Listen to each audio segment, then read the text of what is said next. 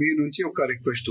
ఇంకోటి ఏంటంటే మాకు పురాణాపులు చౌరస్తా కానీ, అదే విధంగా బేగం బజార్ ఛత్రి చౌరస్తా కానీ, అదే విధంగా సిద్దంబర్ బజార్ కానీ, అక్కడ అనవసరం కొంతమంది ట్రాన్స్పోర్ట్స్ పోలీసులు పెద్ద పెద్ద లాఠీ పెట్టుకొని రామ భక్తుల పైన లాఠీ చార్జ్ చేస్తున్నారు, వాళ్ళకు దొబ్బుతున్నారు, ఒక రౌడిజం లాగా చేస్తున్నారు.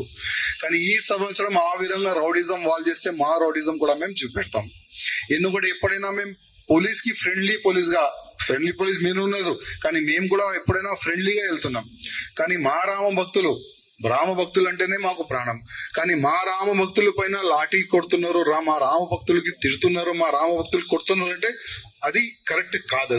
ఎందుకంటే ఎవరికి ఇబ్బంది మా రామ భక్తులు పెట్టరు.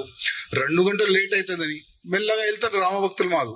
కానీ కావాలని మా కార్యకర్తల్ని దొబ్బుతారు, కావాలని మా కార్యకర్తల్ని కొట్టే ప్రయత్నం చేశారు. కానీ ఈ సంవత్సరం ఒక్క కార్యకర్త పైన కూడా లాఠీ పడితే మొత్తం యాత్ర ఆపేసేయాలి. మీ అందరికి బాధ్యత ఇస్తున్నా, అన్ని యాత్ర ఆపేసేయాలి. అప్పుడు చూద్దాం మనం ఎట్లా వాళ్ళు యాత్ర స్టార్ట్ చేస్తారు. 2 days చేద్దాం, మొత్తం నైట్ చేద్దాం. ఎక్కువ అర్థం కాకపోతే రైడ్ కొడదాం, 4:30 వరకు యాత్ర తీసుకొని వెళ్తాం. ఎవరు ఆపుతారు చూసుకుందాం. మాకు ఇబ్బంది పెట్టకండి, మేము కూడా ఎవరు కూడా ఇబ్బంది పెట్టాం.